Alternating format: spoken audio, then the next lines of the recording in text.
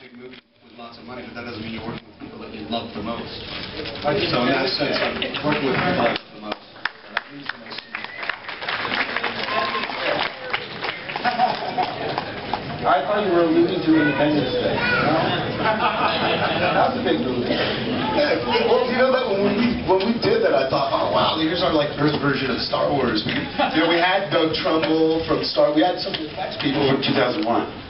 Yeah, and as well. And, you know, Roland, also, the writer-director, was hugely influenced by the early Star Wars films that you were part of. So, for all of us, we felt like we were trying to enter into that foray in some... I still think it was smart that the White House was a model that you blew up. Because the models always look better than CGI, in my opinion. Yeah.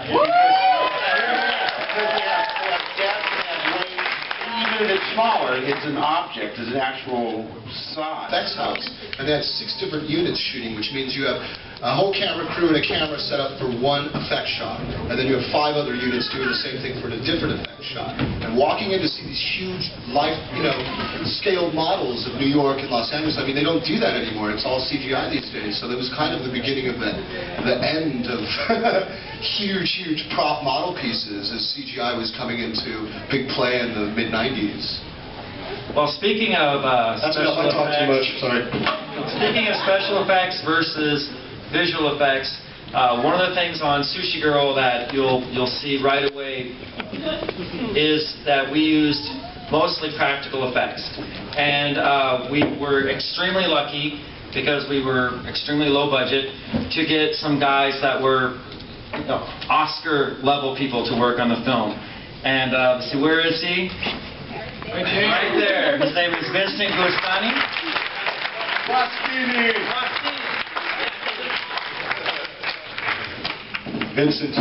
Vincent is amazing. He runs a company called VGP Effects, and he made the cock knocker fist.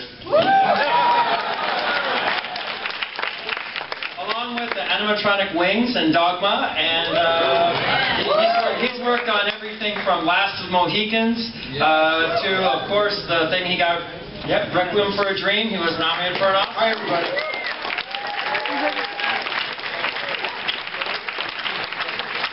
How was it like working on a tiny movie like ours? I'll tell you, this is my new family. That's how much I liked working on this film. It was a really a great experience. And you don't sometimes get this type of experience is only a couple times in your lifetime, and this was one of them. So I'm honored to work with these people. Oh, where's Carrie? Aha! Well, we also have our line producer, the amazing Carrie LeGrand. Come on up. You're a family.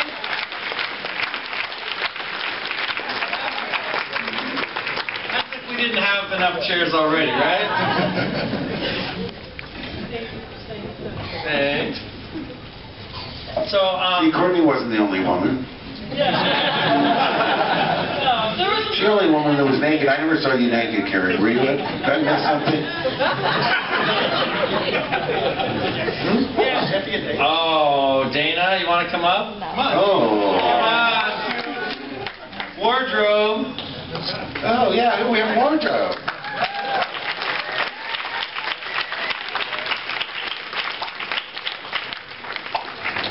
Exactly. So speaking of Dana, how are those costumes? So, get back to everything. We brought Noah from where? Amsterdam. Maybe Seron would like to talk about that a little bit. Yeah, so we had to do kind of a last-minute replacement on the film, and we were thinking, what could we do? Who could we get for Fish? And I'm like, one Facebook friends with Noah Hathaway. Somebody just randomly suggested him as a friend, and so I sent him a message, and I was like, hey, you want to do this? It's going to be Sonny Chiba, Tony Todd, Jimmy Duval, these guys, and he's like, oh, Sonny Chiba, I love Sonny Chiba. So send me the script. Sent him the script. We did kind of a Skype audition from Amsterdam. It was like way early in the morning his time, and he just cold read it, and we're like, all right, we'll let you know in a minute. We just talked, and we're like, all right, what the hell, let's do it. We called it back. And we're like, all right, you're getting on a plane in like 4 hours. And he's like, holy fuck, it just, got on a plane. Noah, do you have any? I literally said, holy fuck. I retired for 15 years plus, and literally we Skyped, and I think 6 hours later I was on a plane back to LA. So it was, it's been kind of a whirlwind. And he never took the return ticket. Yeah. He has not been back. Will not be back.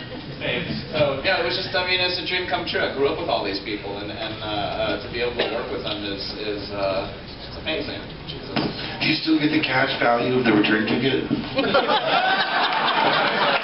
Because we go to dinner or something. Even better, he got to live with the director. I wasted.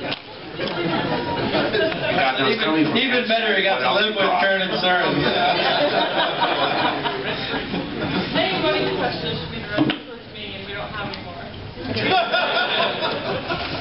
And speaking of cast, I just want to do a big shout out to Danny Trejo and Michael Bean and Jeff Fahey and Sonny Chiba, who were all in our film, who could not be here today. Wish they could, but and David Brett, fans.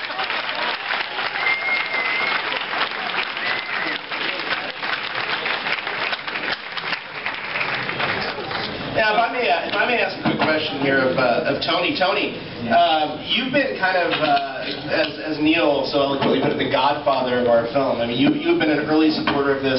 When Kern and I wrote this project, as I told you before, I wrote this for you, and we got very, very, very blessed and lucky that you agreed to do our project. And you were there when we fell apart, and we got back together, we fell apart, we got back together money-wise, and you know, you kind of were passionate about it. Can you kind of expand on that a little bit? Well, I mean, Sushi Girl is an incredible script.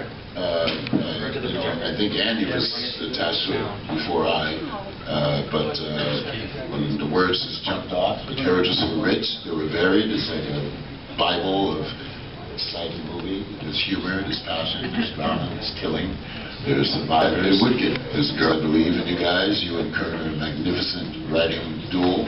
And I'm honored to be a part of it, and some things you just know. Just like I know that this movie is going to make an imprint on everybody who's sitting out there.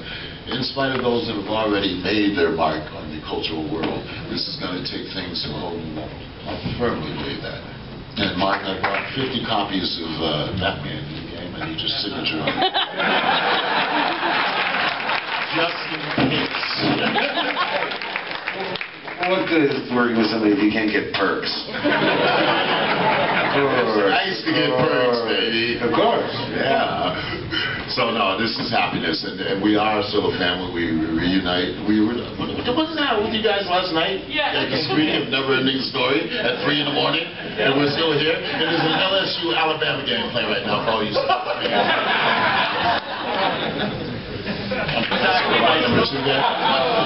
Don't worry about it. It's not subdivision.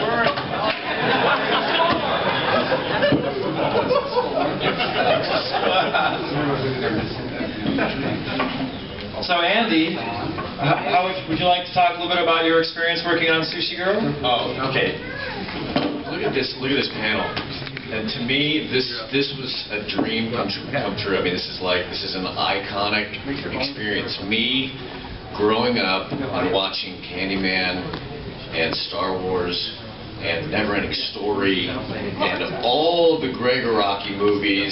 I mean, it's incredible. Incredible. The Lawnmower Man. I mean, we had so many people to be surrounded by these fantastic actors. So it's, you know, for me to be a badass around, surrounded by badasses is quite something.